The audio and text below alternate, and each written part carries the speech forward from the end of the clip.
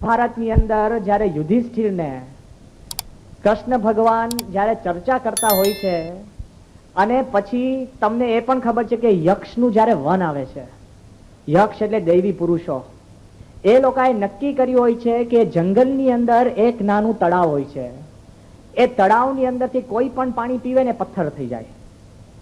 અને તે વખતે જંગલની અંદર એવી જગ્યાએ તળાવ સિચ્યુએટેડ હોય છે કે ત્યાં પહોંચતા પહોંચતા તરસ લાગે જ. આ બધું સાયકોલોજીકલ હોય છે. બહુ જ પહેલા, બહુ વખત જૂની, બહુ જ સારી એક કંઈક બહુ જ આપણે કે ઓસ્કર નોમિનેટેડ એક પિક્ચર આવી હતી, લોરેન્સ ઓફ અરેબિયા. અને એની અંદર એવું બતાડ્યું હતું ડેઝર્ટની જ બધી વાતો, કારણ કે સાઉદી અરેબિયાની બધી વાત હોય, રણની બધી સીનરી, પિક્ચર, ફોટોગ્રાફી બધું રણનું. પછી જે લોકોએ એ પિક્ચરનું એનાલિસિસ કર્યું એની અંદર એ લોકોએ કીધું કે અત્યાર સુધી દુનિયામાં ગમે તેટલી પિક્ચર આવી ને, પણ આ પિક્ચરના ઇન્ટરવલની અંદર મેક્સિમમ ઠંડા પીણા પાણી લોકો પીતા હતા. કેમ? રણનું પિક્ચર હતું એટલે. પોતે ક્યાં રણમાં હતા. મન ઉપર અસર થતી હોય છે. આ એનાલિસિસ હું કહું છું, અમે તો જોયું નથી, એનાલિસિસ વાંચીને તમને કહું છું. પણ વિચાર કરજો કે જોવાથી માણસના મન ઉપર અસર થતી હોય છે.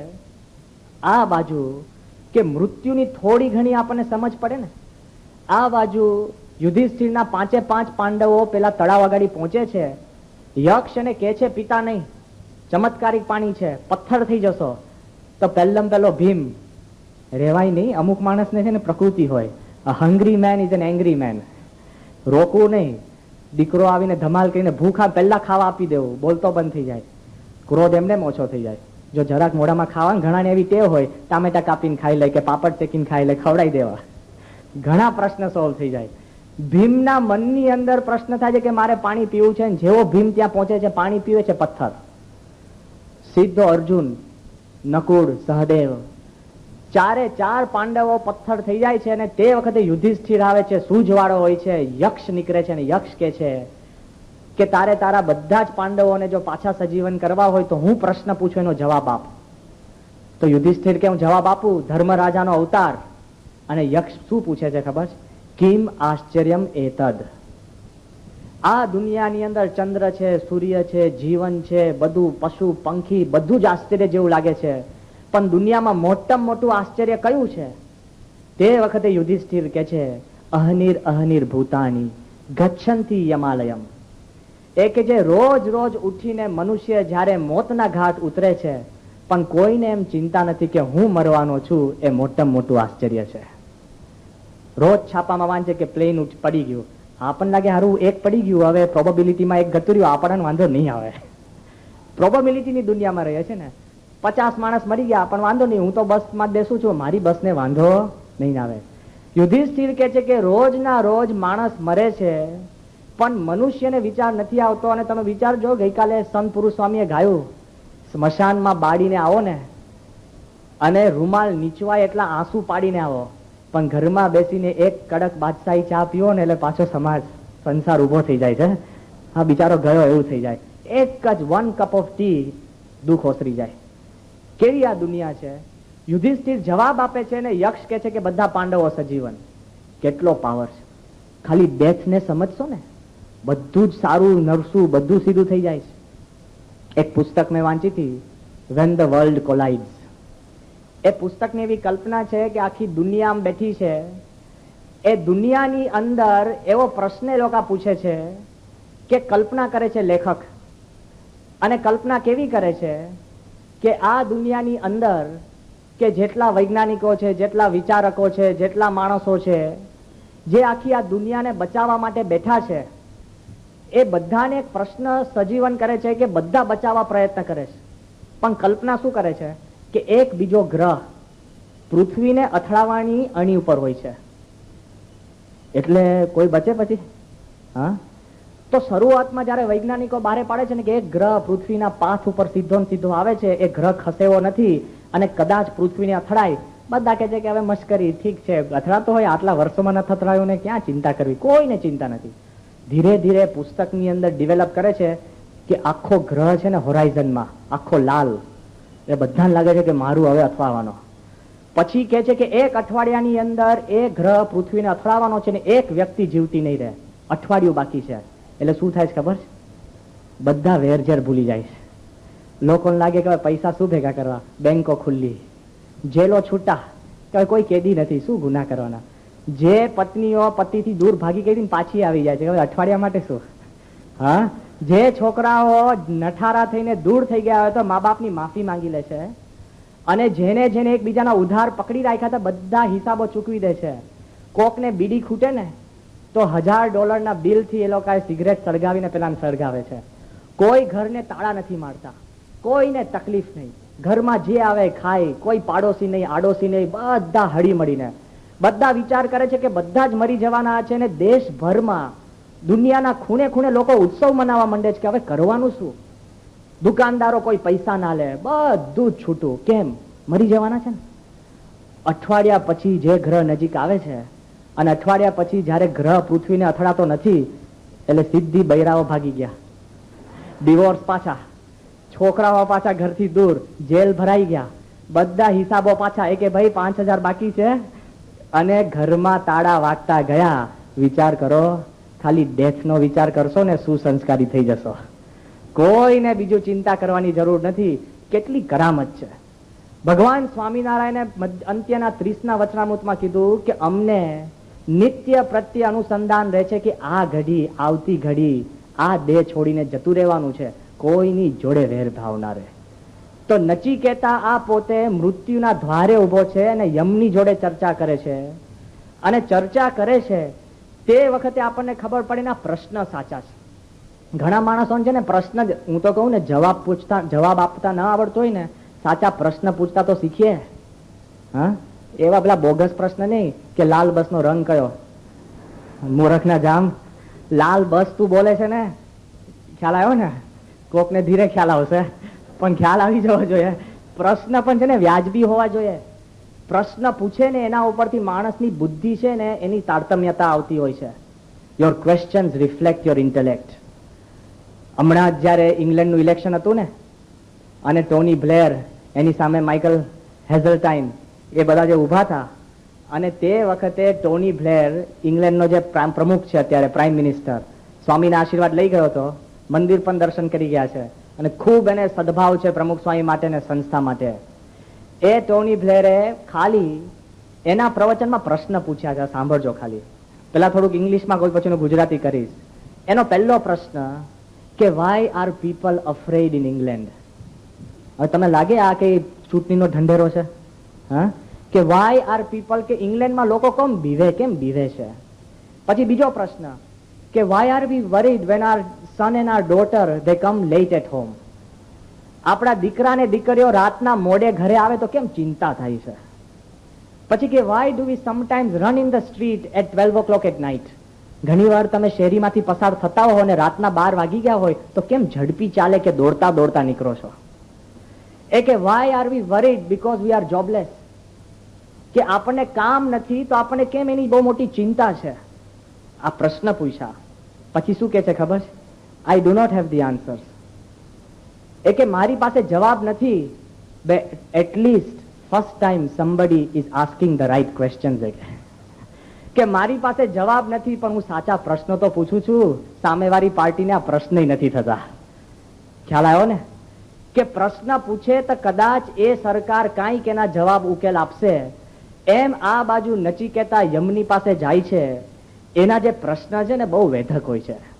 વિચારજો, આ યમ જયારે આવે છે અને નચિકેતા 3 દિવસ 3 રાત્રિ પોતે ત્યાં ઉભો હોય છે, અને યમના દૂતો યમને કહે છે કે એક અતિથિ આપણે ત્યાં 3 દિવસ 3 રાત્રિ, યમ એના વાહન ઉપરથી નીચે કૂદકો મારે છે. અને કે કોણ છે? કે બ્રાહ્મણ. એ કે મરી ગયા. પછી યમ કે છે કે અતિથિ આપણા ઘરે આવે અને એની સરભરા ન થાય તો અતિથિ અગ્નિ સ્વરૂપ હોય, આપણા પુણ્યને બાળી નાખે છે. એટલે પહેલા નચિકેતાના ચરણ ધોઈને ચરણામૃત યમરાજા પીવે છે. ભલ ભલાને પી જનાર યમરાજા આ બાળકના ચરણ ધોઈને ચરણામૃત પીએ છે ઇન સબમિશન. અને તે વખતે નચિકેતા ઉભો જ હોય છે, અને યમ પૂછે છે કે કેટલા દિવસ કેટલી રાત્રિ? નચિકેતા કહે છે 3 દિવસ 3 રાત્રિ. એ કે શું ખાધું? એ કે કાંઈ નહીં. શું પીધું? કાંઈ નહીં. એ કે કેમ? આ કે તમારી રાહ જોઈને ઉભો છું. એ કે કોણે મોકલ્યો? કે મારા પિતા વાજસ શ્રવસે મોકલ્યો છે. હવે દીકરો પણ ધન્ય છે. આપણે તો ઘરમાંથી કોકને કાઢી મૂકીએ ને તો 5 જણા ફરિયાદ કરે કે પપ્પાએ કાઢી મૂક્યો, કાંઈ મારો વાંક નતો. હા, હિસાબમાં ગડબડી કરી અને મારા મોટો ભાઈ પૈસા લઈ ગયો ને મને ધંધે લગાડી દીધો. કેટલી ફરિયાદ. નચિકેતા એના પિતા યમના ઘાટે મોકલે. નચિકેતા એના પિતા માટે એક શબ્દ આડો બોલતો નથી. આ છે ને પુત્રના સંસ્કાર છે. અને તે વખતે યમ ગભરાઈને નચિકેતાને કહે છે કે તું 3 વર માંગ. શું કે છે? ઓમ નમસ્તેસ્તુ બ્રહ્મન સ્વસ્તિ મેસ્તુ તસ્માત પ્રતિ ત્રિવરાન વૃણીશ્વ. એ કે છે કે તું 3 દિવસ ને 3 રાત્રિ રહ્યો એટલે તું 3 વર મારી પાસે માંગ. નચિકેતા એ માંગવા પોતે હેઝિટેટ કરતો હોય છે ત્યારે યમ રાજા કહે છે કે અતિથિની પાસે અધિકાર છે. સમજાયું? આપણે ભારતીય એવી સંસ્કૃતિ છે ને, અતિથિ દેવો ભવ. અત્યારે નષ્ટ થઈ ગઈ છે પણ મૂળભૂત આપણી આ સંસ્કૃતિ છે. તમે જોજો સૌરાષ્ટ્રની અંદર ને ભારતની અંદર મોટા મોટા કરોડોપતિને માન થતા હોય ને, એ લોકો છે ને સદાવ્રત ખોલે. શેની માટે? કે કોઈક સાચો સારો અતિથિ એકવાર મારે ત્યાં આવીને અન્ન લઈ જાય ને તો મારા જીવનું રૂડું થાય. રામાનંદ સ્વામીએ પણ આ નિમિત્તે ભગવાન સ્વામિનારાયણના ગુરુએ એમને પણ ખબર હતી કે નીલકંઠ વર્ણી ફરતા ફરતા આ બાજુ આવશે તો લોજની અંદર સદા કાળ સુધી સદાવ્રત ચલાવ્યું હતું. અને નીલકંઠ વર્ણી પણ ભિક્ષા માંગતા માંગતા ત્યાં પહોંચ્યા છે. એક વાર કોઈક સંત કે કોઈ ભગવાન લાખોની અંદર તમારું અન્ન જમી જાય ને, પેઢીઓ તરી જાય. અને કેવા એમાં પ્રસંગો બન્યા છે કે ગુણાત્યાન સ્વામી ફરતા ફરતા એક ગામની અંદર બુરાનપુર જાય છે. અને બુરાનપુરની અંદર દાદા દિવાન કરીને બહુ જ નોટોરિયસ માણસ, જોબન પગીને પણ ચઢે એવી વ્યક્તિ, ખૂન ખરાબી, લૂંટફાટ, લોકોને રંજાડવા, તકલીફ કરવી એવી વ્યક્તિ, એને એના પૈસાથી એને ખાલી છે ને એક અન્ન ક્ષેત્ર ખોલ્યું હતું, સદાવ્રત. અને ગુણાત્યતાનંદ સ્વામી અને સંતો ત્યાં જઈને ઉભા રહ્યા. 2 રોટલા એના સદાવ્રતમાંથી એને લીધા હતા. સંતો જમ્યા હતા. સંત જમે ને એટલે ભગવંત જમે. ખાલી સંતો જમ્યા હતા અને દાદા દિવાનને ખબર પણ નહીં આ ગુણાતીતાનંદ સ્વામી. અને ગુણાત્યાન સ્વામીને પણ એ તો અંતર્યામી હતા પણ સંતોને ખબર પણ નહીં આ કોનું અન્નક્ષેત્ર હતું. તે વખતે જયારે એનો અંતકાળ આવ્યો ને, યમ રાજા એને લેવા આવ્યા. આટલી બુકલેટ ભરીને છે ને એના પાપ હતા. ચોપડો હોય છે, ભલે તમે હિસાબો સંતાડો, ઉપર છે ને બ્લેક અને વ્હાઈટ નથી, ઉપર એક જ કલર છે. હા, ઉપરની અંદર 2 ચોપડા નથી હોતા કે તમે અમુક સંતાડી શકો ને અમુક સાચવી શકો ને રાખી શકો. એક જ ચોપડો છે. યમ રાજા મોટો ચોપડો લઈને આવ્યા અને પેલાને કે આ બાજુ સ્વામિનારાયણની ધૂન કરતા કરતા 2 પાર્ષદો પહોંચી ગયા. બધા કે ભાઈ તમે ઘર ભૂલો પડ્યા છો. એ કે ના, આ દાદા દિવાનનું ઘર. એ કે હા, એને અમે લેવા આવ્યા છે. એ કે કોણે મોકલ્યા? કે ગુણાત્યાન સ્વામીએ. એ કે હોય નહીં, કે આ ચોપડો ભરીને એના પાપ છે. એ કે તમે જુઓ એમાં એક વાક્ય પુણ્યનું હશે. પેલો કે નથી. આખો ચોપડો ખોલે છે ને, એક વાક્ય એમાં હતું કે ગુણાત્યાન સ્વામીને એને 2 રોટલા એના સદાવ્રતમાંથી અતિથિ તરીકે આપ્યા હતા. એ 2 રોટલા એ કરીને એને અક્ષરધામની અંદર પાર્ષદો લઈ ગયા. અને યોગીજી મહારાજ કહેતા કે યમની પલટન પાછી ગઈ. યમ પલટન લઈને આવ્યો હતો કે જયારે જેમ મોટો ગુનેગાર હોય ને એમને અહીંયા આગળ કઈક તકલીફ થાય તો પછી પોલીસો મોટી મોટી વેનો મોકલી દે. કામ તો નાનું જ હોય પણ મોટી વેન મોકલે. એમ યોગી બાપા કહેતા કે યમ પલટન લઈને ગયા ને એ જ ચાલુ પલટને પાછા ગયા. કેમ? 2 રોટલા અતિથિ તરીકે સંતને જમાડ્યા ને. કરામત, કમાલ તો જુઓ. પણ એવા પણ હોય છે કે અતિથિ ધર્મથી પાછા દૂર ભાગતા હોય. સ્વામિનારાયણ સંપ્રદાયના દ્રષ્ટાંત આપું કે મહારાજ જોડે નાગજી જોશી ફરતા હતા અને રોજ પાછા બ્રાહ્મણનો જીવ પાછો છે ને થોડોક આમ ટૂંકો હોય. માફ કરજો બધા હોય, આ તો બધી જે પ્રકૃતિ ચાલી આવી છે, કદાચ હોય પણ નહીં, આ તો વાત ચાલતી આવી છે, ટૂંકો હોય. એટલે આ નાગજી જોશી રોજ ભગવાન સ્વામિનારાયણને કે મહારાજ મારે ઘરે આવજો, મારે ઘરે આવજો. એક વાર એના ગામમાંથી મહારાજ પસાર થતા હતા ને, મહારાજ કે નાગજી જોશી તમારા ઘરે અમે આવે તમે કહેતા હતા. એ કે હા મહારાજ ઘર આવે એટલે કહું છું. અને વાત કરતા કરતા પાછા વાતોડિયા બહુ હોય, વાત કરતા કરતા બીજા પાદરે પહોંચાડી દીધા. મહારાજ કે નાગજી જોશી તમારું ઘર ક્યાં ગયું? હા મહારાજ લે વાતમાં રહી ગયું, એ હવે તો દૂર છેટું જતું રહ્યું. મહારાજ કે 2 પૈસાનું નાળિયેર તારે આપવું પડે એની માટે છેક પાદરે લઈ આવ્યો. વિચાર કરજો કે અતિથિ તરીકે ભગવાનને પણ લોકો પાછા મૂકતા હોય છે. પણ આપણા મનની અંદર એવું હોવું જોઈએ કે અતિથિ સચવાઈ જવા જોઈએ. અમે અમદાવાદ મંદિરમાં હતા, 1982 સાલનો પ્રસંગ છે. નવે નવા અમે બધા પાર્ષદો, જૂના બધા સંતો અમને સમજાયા કરે ભારતીય સંસ્કૃતિની વાત, આપણા સંસ્કાર. અમારે બધા તો બધા કે ને પરદેશથી ભાવડા પકડી લાવે ને પછી 0 થી તમારે કેલ્ક્યુલેટ કરવાનું હોય. એ દરમિયાન કેનેડાથી એક ઇન્ટરનેશનલ ટ્રાવેલર સાયકલ ઉપર આખી દુનિયા ફરતો હશે. એ આપણા મંદિરમાં આવીને ઉતર્યો હશે એક દિવસ માટે. કેનેડાથી આવ્યો હતો, પણ એક દેશમાંથી બીજા દેશમાં, છેક લેબનનથી માંડીને, પાકિસ્તાનથી માંડીને, અફઘાનિસ્તાનથી માંડીને, ઇન્ડિયા, આ તે યુરોપના બધા દેશમાં ફરીને આપણા મંદિરે પહોંચી ગયો. મંદિરે તે પહોંચી ગયો અને અમારી જોડે ચર્ચા કરીને એટલો આનંદ માતો ને ઇન્ડિયામાં. પછી અમે એને પૂછતા હતા કેમ? એ કે હું જે ગામમાં જાઉં ને મારે ખાવાનું નથી પૂછવું પડતું, સામાન્ય ગરીબ માણસ હોય ને ઘરમાં જઈને મને ચા આપે છે. એક વાર કે હું ટ્રેનમાં બેઠો હતો, એક ગરીબ કુટુંબ જેની પાસે 2 જ કેળા હતા, 4 છોકરા, એ કેળામાંથી અડધું કેળું ખાઈને મને ટ્રેનના દરવાજે જમવા આપ્યું છે કે કોઈ દિવસમાં ભારતનો ભાવ નહીં બોલું. ગરીબ માણસ બીજા માણસને જોવે ને પીગળી જાય. પછી એને એક વાક્ય બોલ્યો, બહુ સમજવા જેવું છે. એને શું કીધું કે આઈ પ્રે ટુ ગોડ કે ઇન્ડિયા નેવર મોડર્નાઇઝિસ. મેં એવું કેમ? એ કે otherwise she will lose her ability of hospitality, that is the greatest thing in India. એ કે મોડર્નાઇઝ થશે ને તો હું વેસ્ટર્ન માંથી ફરતો ફરતો આવ્યો છું. હા, બધા કોઈ કોઈને પૂછે નહીં કલ્યાણ કેમ થાય. અને બાજુવાળો તમારો નેબર હોય ને એને ત્યાં દૂધની બાટલીઓ વધતી જાય ને ત્યારે તમને ખબર પડે કે ઉપડી ગયો છે. કે દૂધવાળો રોજ 2 બાટલી મૂકતો જાય અને જયારે 6 દિવસ પછી 12 બાટલીઓ થઈ જાય ત્યારે તમને ખબર પડે કે ઉપડી ગયો છે. ત્યાં સુધી ખબર જ ના હોય. આ હકીકત કહું છું, બધા અનુભવની વાત છે. તમને એમ લાગે પણ એવી એક સોસાયટી. આપણે તો એક ખાલી બસમાં ભેગા થયા ને તો જમવાના આમંત્રણ આપી દઈએ. અંદર ત્યાં કેટલું બધું હોય. આપણા દિલની અંદર જે અતિથિ ભાવ છે એ ભગવાનને જો મનની અંદર રાખીને આપણે વર્તીએ ને કોઈ દિવસે દૂર ન થવો જોઈએ. અત્યારે દુનિયાની શું પરિસ્થિતિ છે? હા, અંગ્રેજીમાં એક કહેવત છે કે guests are like fish, they start smelling after 3 days. ખ્યાલ આવ્યો? કે જેમ માછલીઓ ઘરમાં હોય ને 3 દિવસ પછી એની સુગંધ દુર્ગંધ આવવા માંડે, એમ આપણી ઘરે પણ કોઈ મહેમાન આવ્યો હોય ને તો 3 દિવસ સુધી સાચવીએ, શીરા પૂરી લાડુ આ તે જમાડીએ, અને ચોથે દિવસે ખીચડી કઢી આવી જાય. પેલો સમજી જાય કે હવે મારે જવાના એંધાણ થઈ ગયા છે કે હવે ખીચડી કઢી આવી ગઈ અને ઘી પણ નથી મૂકતા, એટલે હવે મારે સમજી લેવું. 3 દિવસ સુધી. પાછું એ પણ છે, આપણને આ લાગતું હોય હકીકતની અંદર તમે બહુ ટ્રાય કરો ને, બહુ છટકવા પ્રયત્ન કરો ને, પણ ભગવાનને ધાર્યું ને એ જ થાય. યોગીજી મારા દ્રષ્ટાંત આપતા બહુ અદભુત દ્રષ્ટાંત છે. એક ગઢવી હતો અને ગઢવીને બહુ ચિંતા, કારણ કે અતિથિ ધર્મ હોય નહીં ને, ગઢવીને બહુ ચિંતા. કોકે એને પત્ર લખ્યો હશે કે અમે તમારે ત્યાં ગઢવી સાહેબ આવીએ 2 દિવસ રહેવા. ગઢવી કે ના ના, હું બહારગામ છું, કોઈ આવતા જ નહીં. બધાને ચીજ, કારણ કોક 2 દિવસ આવે તો એ 4 જણનું રાંધવું પડે તો ઘરમાં ખણખણિયા જાય કે નહીં. ગઢવી પછમાં જો કેલ્ક્યુલેટિવ હશે. એને નક્કી કર્યું કે મારે ત્યાં હું ખાવા બગાડું જમું એના કરતા હું થોડા ગામત્રા કરું. એટલે કે હું કોકને દિવસ ના કોકને ઘર ના જાઉં, 1 દિવસ આને ઘર, 2 દિવસ આને ઘર, 3 દિવસ આને ઘર, એટલે 7 દિવસ 4 ઘરે જાવ એટલે 7 દિવસનું ખાવાનું તો બચે. ખ્યાલ આવ્યો ને? અમદાવાદી ગઢવી હશે, બહુ પાકે પાયા કહેવાય આખું. તો કે 7 દિવસ તો ખાવાનું તો બચે.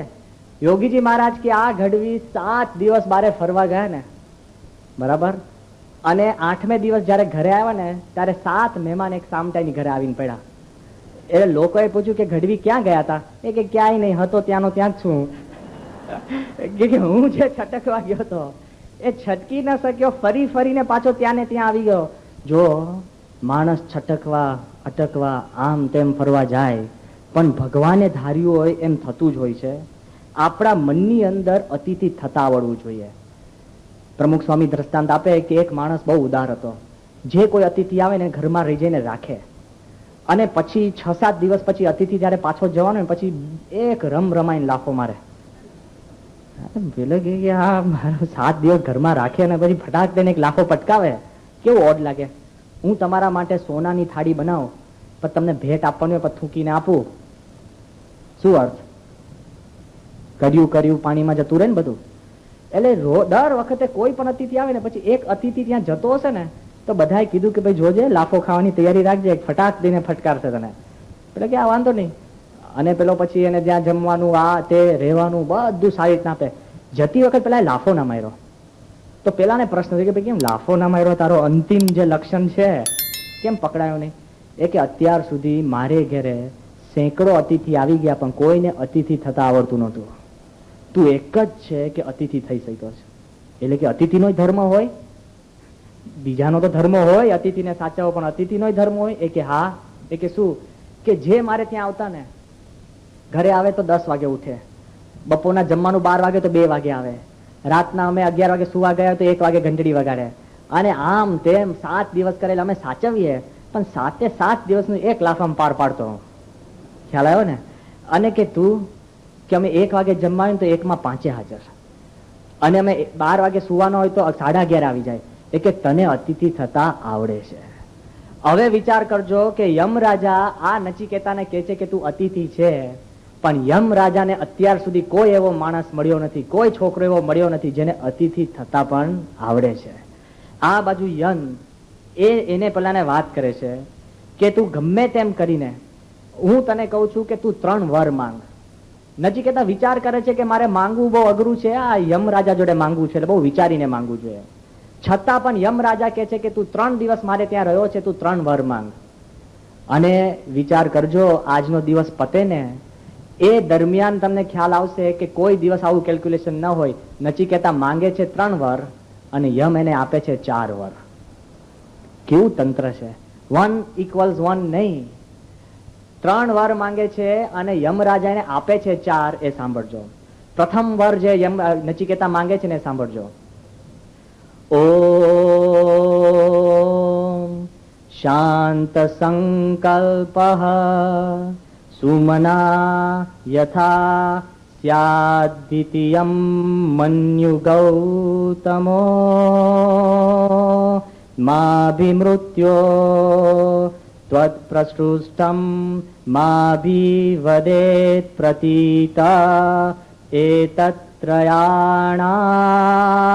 એતત્રયાણામ પ્રથમં વરમ વૃણે. નચિકેતા કહે છે કે જો તમે રાજી થયા હોય તો પ્રથમ વર મારા પિતા માટે માંગુ છું. થાય કોઈને?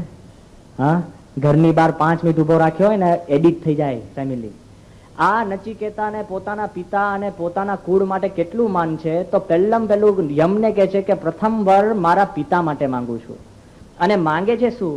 કે મારા પિતાને ક્રોધ આવ્યો હતો ને તો શાંત સંકલ્પ, કે શાંત થાય.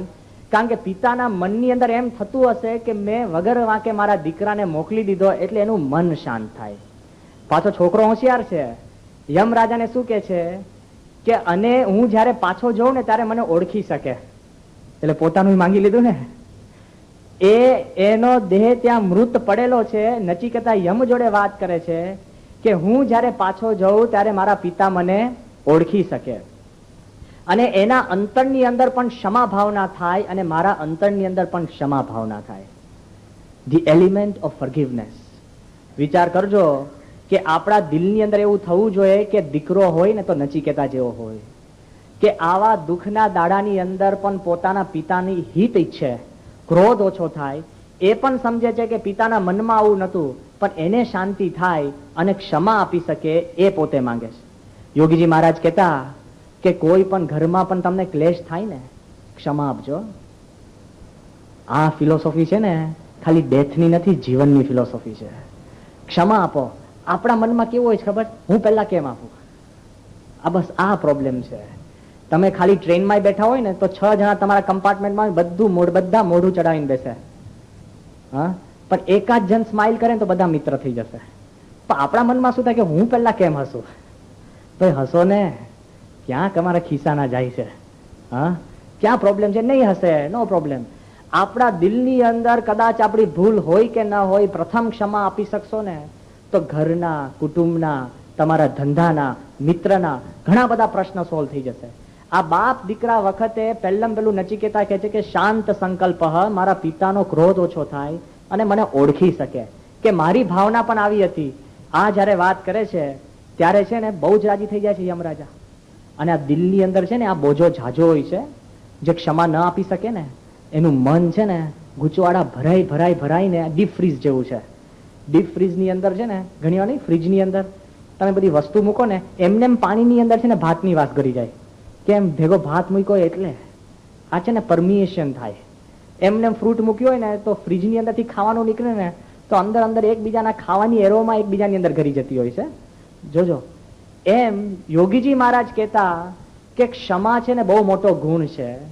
જો ક્ષમા તમે આપશો તો અંતરની અંદરથી આનંદના ફુવારા છૂટશે. મનાય છે? કોઈ દિવસ ના છૂટે. આપણે તો બધું યાદ રાખતા હોય. યોગી બાપા કે તમે આપી શકશો તો અંતરમાં શાંતિ થાય. આ વાત છે ને મારા મનમાં પણ પ્રશ્ન વારે વારે થતો કે ખરેખર થાય?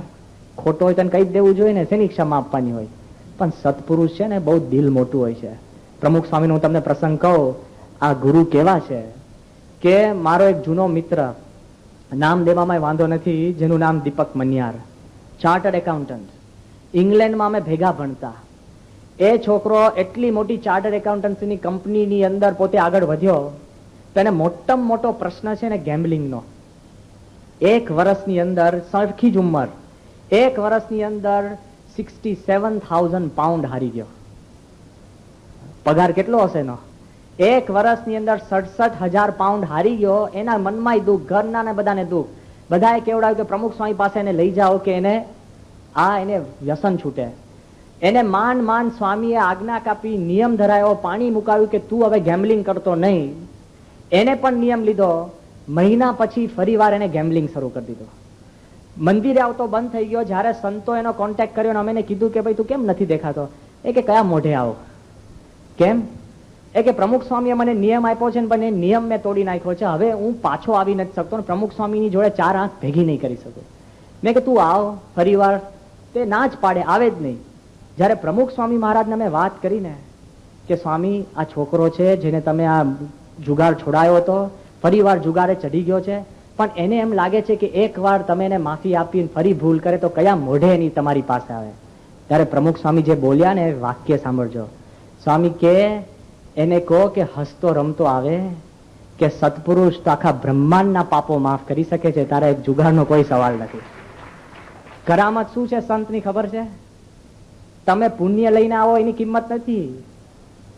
ભરપૂર પાપથી આવો ને અને તમારી આંખની અંદર તમને પાપી તરીકે ન જુએ ને, એ પ્રમુખ સ્વામીની કલામત છે.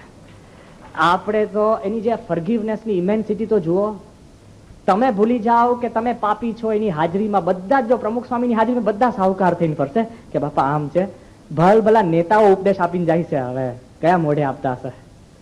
એને પણ એમ થાય કે હું પાપી નથી. વિચાર કરજો કે સત્પુરુષનું દિલ કેવું છે. તમે એને કહીને નીકળો હું પાપી છું તો એ તમને કહેશે કે તું નથી, લે આવી જાઓ. વિચાર કરજો આ કિંમત છે સંતની, કયા હાઈટ ઉપર બેઠા છે અને કેવી એની મજા છે. તમે જો ફર્ગીવ કરી શકો ને તો તમે ડેથને જીતી જ ગયા છે. કોઈને ફર્ગીવ ન કરી શકે ને તો કોફિનની અંદર એક તમે નેલ નાખી દીધી. એક છોકરાની વાત કરું, આ પ્રસંગ આપણે વાંચ્યો હતો. એક છોકરાએ બહુ જ મોટું એક કંઈક ગુનો કર્યો અને પછી એ જેલમાં ગયો. અને એના મનમાં પણ સંસ્કાર હશે, પણ જિંદગીમાં પહેલી વાર ગુનો હતો એટલે એના મનમાં એમ થયું કે મેં મારા આખા કુટુંબનું નામ પાણીમાં બોળી દીધું. જેલમાં ગયો અને લગભગ 10-11 વર્ષની જેલ હશે અને 11 વર્ષ પૂરા થવા આવ્યા ને એટલે એને ચટપટી થાય કે હવે હું જેલમાંથી સીધો ઘરે જઉં કે ભાગી જાઉં. થાય ને, કયા મોઢે ઘરે જવું? એટલે એના મનમાં એટલી ચટપટી, પાછું ઘર જોડે આકર્ષણ તો ખરું ને, તો કે ઘરે જવું કે ભાગી જવું, ઘરે જવું કે ભાગી જવું. તે વખતે એક વખતે એને ખાલી અઠવાડિયા પહેલા એના ઘર ઉપર એક પત્ર લખ્યો કે જો હું ઘરે આવું કે જતો રહું એ મારા મનમાં ચિંતા રહ્યા કરે છે, પણ મને એમ રહે છે કે તમે બધાએ મને માફ કર્યો કે નહીં. જો તમે મને માફ કર્યો હોય ને તો આપણી જે ઘર છે ને, આપણું જે ગામ, એમાં જે ટ્રેનનું સ્ટેશન છે ને, એ ટ્રેનના સ્ટેશનની પાસે એક ઓક ટ્રી છે, ઓકનું ઝાડ છે, મને યાદ છે. તો એ ઝાડના કોઈ પણ એક ડાળી ઉપર તમે પીળા રંગની રિબિન બાંધજો. એટલે ટ્રેન આવશે અને હું જોઈશ અને પીળા રંગની રિબિન હશે ને તો હું મનમાં માની લઈશ કે તમે મને માફી આપી દીધી છે એટલે હું ઘરે આવી જઈશ. બસ આટલો કાગળ લખીને એને છોડી દીધું. મનમાં ચિંતા રહ્યા કરે કે માફી આપી કે નહીં, આપી કે નહીં, આપી નહીં. કે બહુ જ મનમાં આમ દિલ તો હોય જ કુટુંબ માટે, પણ શું કરવું, ના પણ આપે ને. હવે જયારે ટ્રેનમાં બેસે છે એની બાજુમાં એનો મિત્ર, અને ટ્રેન જયારે એના સ્ટેશન પર આવવાની એની પર હોય છે ને ત્યારે આ કે છે હું નહીં જોઈ શકું. પેલો કે કેમ? કે તારું ગામ આવે. કે ના મારે ગામમાં જવું નથી. પાછો કેફ તો રાખે ને. તે કે ના. પછી એ છે ને બારી પાસે એના મિત્રને બેસાડી દે છે. પછી આંખ બંધ રાખે છે, એના મિત્રને કહે છે કે ભાઈ તું જોજે, આ ટ્રેન સ્ટેશન ઉપર એક ઝાડ દેખાય છે, ખૂણામાં હશે, જોજે, જો રહી ના જાય. પાછો એ બધું એની ઈચ્છા તો હતી ને. તે કે હા એક ઝાડ દેખાય છે. એ કે શાંતિથી જોજે, ઝાડની દરેક ડાળીઓ ઉપર, નાની મોટી, ખૂણાની અંદર કદાચ ડાળી ઉપર પણ હોય અને નીચે પડી ગઈ હોય, કોઈ તને એક પીળા રંગની રિબિન દેખાય છે, જોજે શાંતિથી, કદાચ પવનમાં ઉડી ગયો. તો પેલો કે છે કે ભાઈ એવું કઈ દેખાતું નથી. પેલો કે બરાબર જો. એ કે પીળા રંગની રિબિન નથી દેખાતી, ઝાડની ડાળીએ પીળા રંગની રિબિન બાંધી દીધી છે. વિચાર કરજો. એના કુટુંબ એ દીકરાને કહે છે કે તને એક વાર નહીં અનંત વાર માફ કર્યો, પછી એ દીકરો ઘરે જાય કે નહીં? બી ફોરગિવિંગ. દિલની અંદર તમે માફી કોઈને આપી શકશો ને તો યોગીજી મહારાજે કીધું છે કે અંતરમાંથી આનંદના ફુવારા છૂટશે. નચિકેતા પ્રથમ કહે છે કે મારા પિતા શાંત સંકલ્પ થાય, કે એને ક્ષમા આપું છું, એ પણ મને ક્ષમા આપે, એ મને ઓળખી શકે, એવું યમને કે છે. યમ કે છે તું બીજો સંકલ્પ માંગ. જોજો, પહેલો સંકલ્પ તો માંગી લીધો. બીજો સંકલ્પ નચિકેતા એ પોતે બીજો વર છે ને એ પોતા માટે માંગે છે. આ સમજવું, કોઈ બહુ માંગવાનું કે ને તો પ્રથમ વાર છે ને બીજા માટે માંગવું અને પછી પોતા માટે માંગવું. પણ તમે મને કહેશો સ્વામી એક જ સંકલ્પ હોય તો સારું સમજી રાખવું પડે કે નહીં? હા, આ નથી છૂટતું. આપણે ગમે તેટલો તમને ઉપદેશ આપીએ ને બધું કહીએ ને, માણસની વૃત્તિ એટલી સ્વાર્થી છે ને કે આ બધા મૂલ્યો છે ને નેવે ચડી જાય. બધાને આપણે કહીએ, અત્યારે હું તમને ખાલી સામાન્ય રીતે કહું છું કે આપણે ભાવના, ફોરગિવનેસ બધી વાત કરતા હોય, સ્વાર્થ એટલો પ્રધાન છે ને કે ટકતું નથી. જાહેરમાં કહું છું, આ બધા હૃદય પર હાથ રાખીને કહેજો કે આપણે એક વાત કરીએ કે દરેક વસ્તુ કરતા ભાવ સૌથી શ્રેષ્ઠ કહેવાય કે નહીં? તમે કોઈની ત્યારે જમવા જાઓ અને 56 પ્રકારના ભોજન કરે અને બબડતા આવે કે બસ ખાધણ છે ને એમને માયા કરે છે ને ખાખા કરે છે ને લે તું ખા, એ તમને ગમે? કે કોક પ્રેમથી ને ભાવથી એક પાણીનો પ્યાલો આપે, શું ગમશે બોલો? હે? મોટેથી પાણીનો પ્યાલો ને આમાં કોઈ છે કે નહીં એવું? કોક એવું કે ના ઝાપટી જાવ, વાંધો નહીં. પેલા કે 56 પ્રકારના એકદમ કુભાવથી તમને 56 પ્રકારના ખાવા આપે, એના કરતા પ્રેમથી એક પાણીનો પ્યાલો આપે, એ લો કે નહીં? તમે મજબૂત છો ને? બીજી વાત કરું કે કોઈ જાહેરમાં આવીને એમને લેખિત પ્રવચન લઈ આવે અને ફલાણા કે આ ચિત્તરંજનભાઈ બહુ સારા છે, બહુ વ્યવસ્થિત છે, પછી આમ વાંચીને કે અને એ સંસ્કારી છે, એને બહુ સત્સંગ સારો છે. તમને ખબર પડે વાંચીને બોલે છે, જરાય ભાવ ના હોય, અને પેલા નહીં ખબર હોય અને પબ્લિક નહીં ખબર પડે, એમને ભાવથી ભાવ વગર બોલે છે. એવું 15 મિનિટ તમારા વખાણ કરે, એ તમને ગમશે? ખાલી પ્રેમથી બોલાવે, શું ચિત્તરંજનભાઈ આવી ગયા, શું ગમશે? એક વાક્ય પ્રેમથી ગમશે ને? અને ભાવ વગરના 50 વાક્ય ગમતા નથી. અને હવે છેલ્લી વાત કરું, કોઈ એકદમ પ્રેમથી ભાવથી એકદમ આમ એકદમ દિલથી તમને 1 રૂપિયો આપે, એ તમે લેશો? કે ક્રોધ કરીને કરોડ રૂપિયા આપે, લે કરોડ રૂપિયા, શું લેશો? આવી જાઓ. તમે મને કહેશો સ્વામી હવે છે ને હવે સાંભળી લઈશું, ઘરે બહુ સાંભળું છું, 15 મિનિટ સાંભળીને પણ ઘરનું સાંભળવું બંધ થઈ જશે જો કરોડ રૂપિયા આપશો તો. શું થયું? આટલી બધી આપણે કહીએ છીએ મૂલ્યો, હા ભાવ, બસ સ્વામી વ્યવસ્થિત પ્રેમ, મારું કરોડ રૂપિયા છે, હા સાંભળી લઈશું 2 મિનિટ ક્રોધ. કેમ? આપણા દિલની અંદર આપણા મૂલ્યો છે ને પેરેડાઇમ શિફ્ટ છે. તમને ખબર ના પડે, આમ ફટ દઈને શિફ્ટ થઈ જાય, આમ જતું રહે તેમ જતું રહે. આ તો સંત અને ભગવાન આપણને મળ્યા છે ને એટલે સતત જાણપણું રાખીને આપણને બેસાડીએ કરે કે ભાઈ ક્ષમા આપો, ભાઈ દિલથી સ્વીકારો. આ બાજુ નચિકેતા આપણને શીખવાડે છે કે પહેલા જેને તમને સર્જ્યા છે, રચ્યા છે, એની પાસે માંગો, અને બીજું તમે વર માંગવાનું થાય તો નચિકેતા પોતા માટે માંગે છે. શું માંગે છે ખબર છે?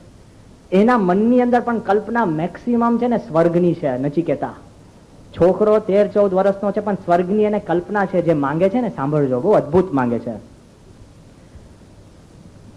ઓમ સ્વર્ગે લોકે ન ભયમ કિંચનાસ્તિ ન તત્ર ત્વમ ન જરયા બિભેતિ. કે મને સ્વર્ગ લોકની અંદર કોઈ ભય નથી, અને સ્વર્ગ લોકની અંદર કોઈ બુઢા પણ નથી, વૃદ્ધાવસ્થા નથી. નચિકેતા કે છે ઉભે ત્વીર્ત્વા શયના પિપાસે શોકાતિગો મોદતે સ્વર્ગલોકે, કે જે સ્વર્ગની અંદર કે નથી ભય કે નથી વૃદ્ધાવસ્થા, અને જે સ્વર્ગની અંદર કોઈ શોક અવસ્થા નથી, અખંડ આનંદ છે, એ સ્વર્ગ લોકની વિદ્યા તમે મને આપો. ખ્યાલ આવ્યો? પ્રથમ આ કુટુંબની માંગણી કરી લીધી, અને બીજી માંગે છે કે સ્વર્ગ લોકની મને વિદ્યા આપો, કઈ રીતે મારે સ્વર્ગ લોકની અંદર જવું જોઈએ. તે વખતે યમરાજા નચિકેતાને કહે છે કે સ્વર્ગ લોકની અંદર જવા માટે યજ્ઞ વિદ્યા તારે શીખવી પડશે.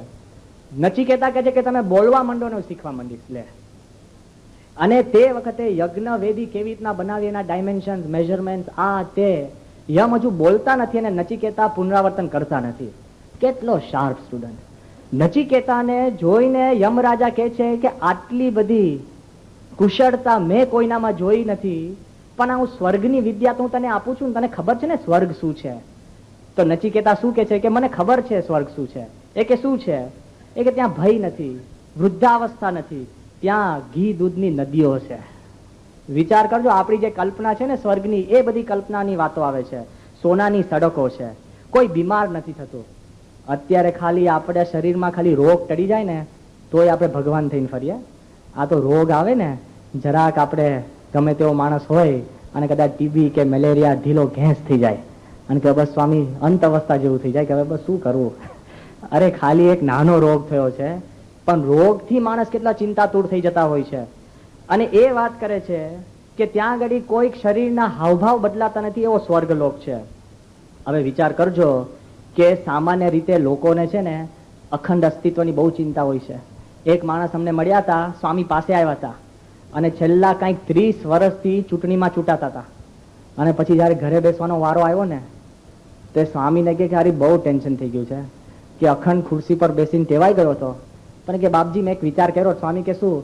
કે મેં બહુ વિનંતી કરીને એ જે ખુરશી સેટ થઈ ગઈ હતી ને ઘરે લઈ આવ્યો છું, હવે એમાં પર બેસું છું. લે, વિચાર તો કરજો, આ હકીકત બનેલો પ્રસંગ છે. સ્વામી પણ હસવું માયને. સ્વામી કે આ વાંધો નહીં, ધન્ય છે, ઘરે બેસીને તમે માનજો. વિચાર કરજો, આપણને કોઈ પણ વસ્તુ ચ્યુત થાય ને, ખલિત થઈ જાય ને, એની આપણને ચિંતા હોય છે. ભય, નાના મોટા ભય અત્યારે દુનિયામાં સતાવતા હોય છે. કેવા ભય? છોકરાઓને પરીક્ષાનો ભય. કેટલાય છોકરાઓને પરીક્ષા આવતી હોય ને એમને બીમાર થઈ જાય, પેટમાં દુખે, માથું દુખે અને આમ તેમ, અને પિતા એને દવા આપ કરે, કાંઈ દુખતું ના હોય. ફિયર ઓફ એક્ઝામ, કેટલું ટેન્શન હોય છે. સામાન્યમાં સામાન્ય તમે જો માણસ એમાં બીમાર થઈ જાય ને પ્રશ્ન થઈ જાય. અને જેમ વાત કરી કે ભોગે રોગ ભયમ, જે આપણે ભોગ ભોગવતા હોઈએ છે તો એની અંદર રોગ વધતા હોય છે. એ પણ સ્વર્ગની અંદર એની ચિંતા નથી. રોગ સામાન્ય હોય ને ક્યાં સુધી માણસ પહોંચતા હોય છે. હઠીલો રોગ હોય, પેલી એક્ઝીમા કહો છો ને, એક્ઝીમાને શું કહે છે આપણે? ખરજવું. હવે સામાન્ય ખરજવું હોય ને ટેન્શન થઈ જાય. મને થઈ જાય કે આપણને લાગે કે એક ભાઈ આપણે અહીંયા બેઠા હશે, અહીંયા આપણી સભામાં, જેટલે હું કહું છું, એને છે ને સોરાઇસિસ હતો, અને એવો સોરાઇસિસ આખા શરીરની અંદર રોજ છાબડી ભરીને ચામડી ઉતરે. અહીંયા હશે ને તો પછી સભાના અંતે એમના દર્શન કરાવીશ. રોજ છાબડી ભરીને ચામડી ઉતરે. આ હું છે ને 8-9 વર્ષ પહેલાની વાત કરું છું. મેં એને પણ કીધું તું, એ મારી પાસે આવીને બેસીને તો મને ટેન્શન થઈ જાય. મેં સારું, હું ભલે સાધુ છું પણ મને ટેન્શન છે કે આ સોરાઇસિસ ઘરી જશે તો હું વલુર વલુર કરું, અને આપણને પ્રશ્ન થઈ જાય, આપણને લાગે શું કરવું. પછી એને મને કીધું કે તમે મને સ્વામીના આશીર્વાદ અપાવો ને અપાવો જ. આખી એની ચામડી ખેંચાય, બિચારો બહુ દુઃખી, કેટલાય દવાઓ કરી આવ્યા. અને મને યાદ છે પ્રમુખ સ્વામી મહારાજ, આપણો જૂનો સભા મંડપ, અને સ્વામી એ સભા મંડપમાંથી પૂજા કરીને જેવા ઉતરતા હતા, અને આ બિચારો યુવક મારી બાજુમાં ઉભો હતો, હું એનાથી એક હાથ દૂર. આ હું છે ને ચોખ્ખી સાચી વાત કરું છું, આઈ કેનોટ લાઈ ટુ યુ, દૂર. અને સ્વામી, પ્રમુખ સ્વામીની જુઓ એની આમ કરુણતા. સ્વામી આમ જેવા ઉતર્યા ને, મેં કીધું બાપા અમને થોડોક ચામડીનો રોગ છે. તો સ્વામી કે ક્યાં રોગ છે? એટલે પેલા એ છે ને આખી મોઢું આમ એનું તો ખોલ્યું, ચારે બાજુ બધું, એને શર્ટ ખોલી, અને પ્રમુખ સ્વામી મહારાજ આખા શરીર ઉપર પ્રેમથી એને જે હાથ ફેરવ્યો છે ને, ત્યારે આપણને ખબર પડે કે સંતને કોઈ ચિંતા નથી. આપણા મનની અંદર એવું રહે કે આપણને કંઈક લાગ્યું પડે, આમ છે તેમ છે. અને ચમત્કાર કહું, એક વાર પ્રમુખ સ્વામી એને હાથ ફર્યો અને અત્યારથી આ જ દિવસ સુધી એ માણસના જિંદગીમાંથી સોરાયસિસ રોગ દૂર થઈ ગયો છે. અહીંયા હશે ને તો હું ભેગા કરીશ, આરામથી ફરે છે. આનો અમે સાક્ષી છું. અને ઇમ્પોસિબલ ટુ ક્યોર, હું ચમત્કારની વાત નથી આગ્રહ કરતો, પણ એક રોગ થાય ને આપણને ટેન્શન રહ્યા કરે. એક આપણો બીજો એક માણસ જેને ખાલી કોઢ થયો છે, કોઢ તો નડે છે, કેન્સર પણ નથી, તકલીફ છે, કોઢની ટેન્શન શું છે, પ્રેસ્ટીજ જતી રહે. સામાન્ય રોગ હોય ને અને વાર ઓછા થાય ને તો આપણને લાગે કે ખરી હવે બધાના ખરવાના છે. હા, વાર ઓછા થવા માંડે ને આપણને ટેન્શન થવા માંડે. જેટલું ટેન્શન વધારે ખર્ચે. ખ્યાલ આવી ગયો ને? એટલે બહુ ટેન્શન નહીં રાખવું. અને 2-5 હોય તો બચાવી ના રાખવા. કોઈ ચિંતા કરતા નહીં. એ 2-5 માટે વાર ને કાંસકો ને બધું રાખો, હર્ટ શું છે? આ બાજુ વિચાર કરજો. ખાલી પેલા ને કોઢ, ચૂસ સત્સંગી, ગાળિયા વગરનું પાણી ન પીવે અને છેક ક્યુબા ગયા. ક્યુબા જઈને હ્યુમન બીઈંગના પ્લેસેન્ટા, જે સ્ત્રી હોય ને એને જે દીકરો થાય અને પછી જે પ્લેસેન્ટા ઇજેક્ટ થાય, એ પ્લેસેન્ટામાંથી દવા કરાવે. એ દવા રોજ ચોપડે. કેમ? કે કોઢ મટે એટલે લે. એક રોગ હોય છે ને, કેટલું ટેન્શન માણસના મનમાં છે. રોગ એટલો બધો ભય ઉત્પન્ન થઈ જતો હોય. હમણાં જ વાંચ્યું હતું, સાઉથ ઇન્ડિયાની અંદર બધા દમ વાળાની લાઈન લાગી હતી. દમ થઈ જાય ને આમ આમ શ્વાસ અંદર જાય જ નહીં, જીવતી માછલી ગળાવે. ભલા વેજીટેરિયનો ગળી ગયા ગટ ગટ કરીને, અને દમ મટ્યો નથી પાછો. માછલી અંદર જઈને શું કરે ખબર નથી પાછી. અંદર જીવતી માછલી ગળે. આ મેં ફોટો જોયો તો આમ ફટફટ ગળાવે અને દમ એ તો છે ને એમને મટી જાય. હેપતાઈ જાવ ને આમ એમને દમ જતો રહે. એમાં તો તમે જીવતી માછલી ગળાવે. પણ છે ને આ પ્રયોગોનો કોઈ અંત નથી. કેમ? People cash upon our own personal weaknesses. તમારી વીકનેસ હોય ને એના ઉપર ભલો છે ને તમારું પોતાની કિંમત કરીને કેશ ઓન કરતા હોય છે. આ બાજુ નચિકેતા યમરાજાને કહે છે કે તમે મને એવી જગ્યાએ મોકલો કે સ્વર્ગમાં હું જતો રહું, અને સ્વર્ગમાં ન ત્યાં રોગ છે, ન ભોગ છે, ન ત્યાં ભય છે, નહીં ત્યાં ઉંમર છે. શાંતિથી હું સ્વર્ગની અંદર આનંદ કિલ્લોલ કરી શકીશ. ત્યારે યમરાજા શું કહે છે ખબર છે? કે બસ તને સ્વર્ગમાં મોકલી દઉં છું, અને તું આ શીખ્યો વિદ્યા એનાથી પણ હું રાજી છું, પણ તારું બુદ્ધિ ચાતુર્ય એટલું બધું છે કે હે નચિકેતા, કે હું તને એક ત્રીજો વર એક્સ્ટ્રા આપું છું. કેમ? એ કે તું એટલો ઝડપથી આ અગ્નિ વિદ્યા શીખી ગયો કે આ યજ્ઞનું નામ હું છે ને નચિકેતા યજ્ઞ રાખીશ. લે, આપણે બહુ મોટો માણસ થાય ને પછી મોટી મોટી ફેક્ટરીઓ કરે ને પછી એના દિલમાં એમ રહે કે આ રોડ મારા નામે થાય તો સારું છે ને. નામની ચિંતા રહે, ફેમ. એમને તમને લાગે ને કે મારું નામ ખલાસ થઈ ગયું તો એમને માણસ રોડાઈ જતો હોય છે. નામની ચિંતા થાય. આપણે બિચારાને છે ને ઘરની ચિંતા હોય, ખાવા પીવાની ચિંતા હોય, ધંધાની ચિંતા હોય, એ સારી. જેમ મોટો માણસ થાય એની ચિંતાઓ જુદી થતી જાય, અને નામની ચિંતા હોય. નચિકેતાને વગર માંગે યમ રાજા રાજી થઈને કહે છે કે હે નચિકેતા, આ યજ્ઞ વિદ્યાનું નામ નચિકેતા અગ્નિ જા તને આપ્યો, અનમૂવ્ડ. પછી યમ રાજા કહે છે કે આ છોકરો છે ને માનમાં નથી લેવાતો. શું કહે છે ખબર? એ કે તું એક વસ્તુ યાદ રાખજે કે સ્વર્ગમાંથી પણ પુણ્યસ અપી ચિત્તલોકમ પતંતી, કે સ્વર્ગની અંદર પણ તમારા પુણ્ય ખૂટી જાય ને એટલે માણસ પાછો આવે છે. નચિકેતા કેમ? એ કે હા બસ વાંધો નહીં, પણ તારા જાણ માટે. અને કે છે કે જો તું આ સ્વર્ગની વિદ્યા, ઉપાસના, પરમાત્મા, આત્માની વાત સહિત તું વિચારીશ ને તો એનાથી પણ સારી પ્રાપ્તિ છે. એટલે નચિકેતાને છે ને ચટપટી જાગે છે. હવે આ જોજો, યમ છે ને પેપર ઉઘાડું મૂકતો જાય છે.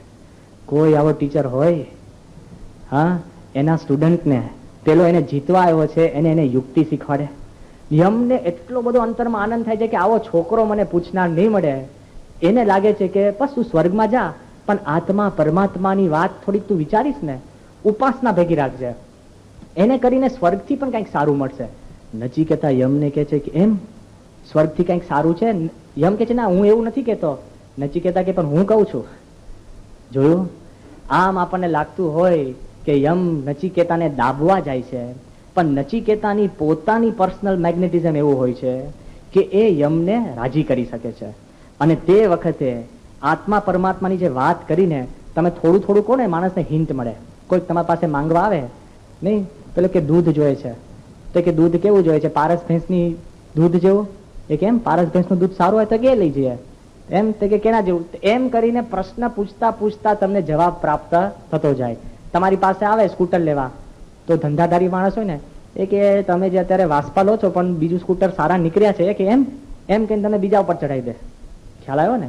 એમ ધીરે ધીરે માણસને આગળ વધતો હોય એમ કુતૂહલતા વધતી જાય.